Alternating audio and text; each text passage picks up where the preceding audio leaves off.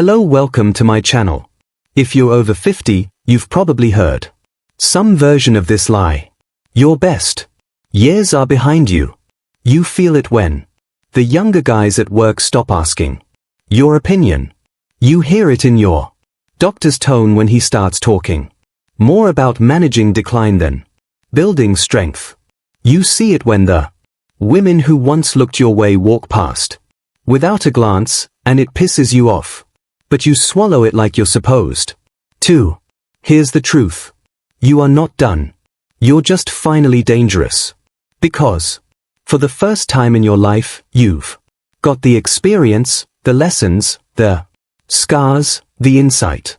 And most of all, you've run out of time to waste. This isn't a motivational speech. It's a call to arms. Not to fight the world, but to claim your final form. Because while the world worships youth, Stoicism teaches something deeper. The older you get, the more unshakable you must become. So, let's talk about what that looks like in action. Not theory, not philosophy in robes. Real-life wisdom for men who refuse to go quietly. Let's begin. 1. The power of stillness. Why? The power of stillness. Older men hold the real leverage. Young men run toward everything. Money, women, validation. Fast cars, louder voices, social media. Likes. It's chaos disguised as ambition. But an older man, he learns the art of stillness. Stillness is not passivity. It's controlled power. It's knowing that 90% of what most people chase doesn't matter, and the other 10% can't be bought. When you're still, you stop leaking energy trying to fix everyone, impress strangers, or be liked. You move from reaction to presence.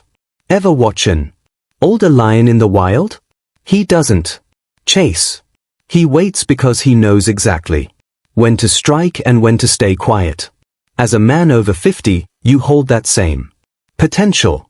You don't need to be the loudest in the room. You just need to stand like someone who's seen death and didn't flinch. Stillness becomes your gravity. It draws people in. Women respect power because people sense something deeper in you. A man who survived unapologetic masculinity himself. Too unapologetic masculinity. Let the world call it intimidating. There comes a point in every man's life when he either shrinks to fit the modern world or he becomes a mountain people. Learn to walk around. You don't owe softness to anyone. You don't owe political correctness to people who haven't lived a day of your life.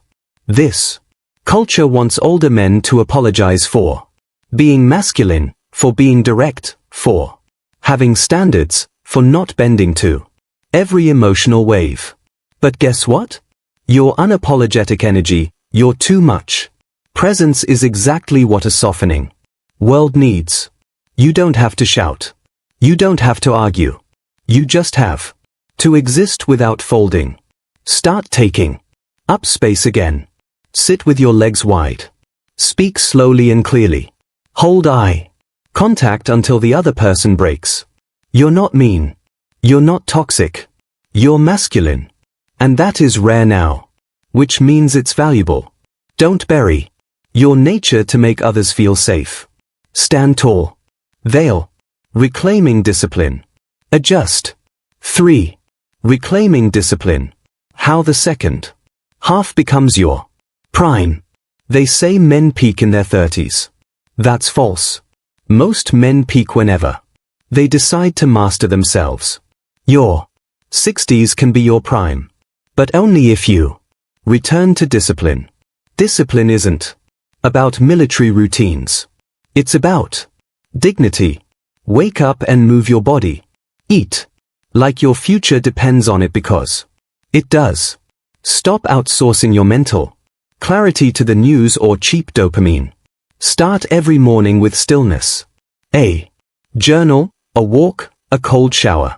Not because it's trendy, but because your time is now currency. Spend it wisely. You want vitality back? Train your body. Again. You want clarity? Stop consuming trash content and start building your cathedral of thought. The older you get, the more your actions echo. You're not just living. You're leaving behind a blueprint. Leave a strong one. The woman question. 4. The woman question. Why you stop chasing and start attracting? You might notice something. After 50, the chase gets old. The games get boring. You no longer want to impress. You want to be met. And here's the paradox. The moment you stop chasing women is the moment you start attracting them. Not the flaky kind, not the ones who want status or sugar daddies, but the rare woman who sees your quiet power and leans in.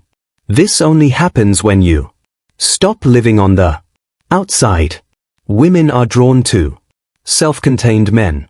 Men who don't need their approval. Men who are whole. So, stop trying to be younger. Stop dressing like you're 25. Own the gray. Wear the wisdom. Speak from the chest, not the throat. There's nothing sexier than a man who walks like he's already enough. You're not invisible. You're just finally in a place where you choose what you see. 5. Legacy mode. Activated. Legacy. Why? It's time to become the man they talk about when you're gone. This final chapter, it's not the end. It's the moment where everything counts. The conversations you have, the way you treat the young men around you, the example you set when you think nobody's watching. Most men live to be remembered by a paycheck, a title, or a car. But real legacy lives in the impact you made when no one asked you to. What did you teach? What did you tolerate? Who did you protect? Who did you become? Your legacy isn't a tombstone. It's how people change because they knew you. So, start living as the man they'll quote at your funeral. Be the one whose name gets brought up when younger men ask, who showed you how to be a man? Let the answer be you. You're not past your prime. You are in the age of power where your calm cuts deeper than chaos, where your presence is heavier than any flex. But only if you reclaim it. If you feel this in your bones. If this video reminded you of the strength you forgot you had, type I'm not done in the comments. Let's light a fire under the older generation of men. Because we don't need more noise. We need men who walk with purpose, speak with weight, and live with legacy. Subscribe if you're done being talked down to. And remember this, age doesn't weaken you, it sharpens you. Music.